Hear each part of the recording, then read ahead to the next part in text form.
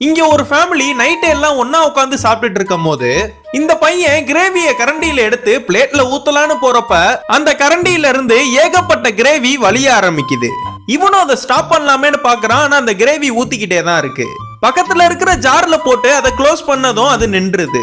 ஆனா இப்படி ஊத்துனனால அங்க உட்கார்ந்து இருக்கிற எல்லாரு மேலயுமே கிரேவியா இருக்கு.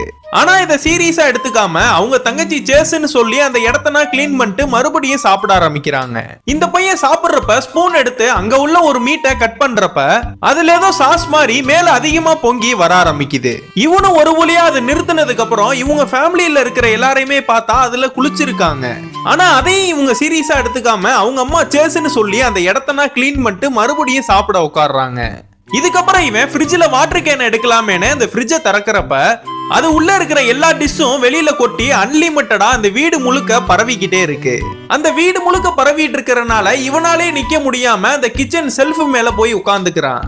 அதுக்கப்புறம் தான் தெரியுது இது ஒரு கிளீனிங் ப்ராடக்ட் அட்வர்டைஸ்மெண்ட்னு. இந்த ப்ராடக்ட் உங்க வீட்ல இருந்தா எப்பேற்பட்ட கரையவும் நீங்க எடுத்துடலான்னு இந்த வீடியோல சொல்ல வராங்க.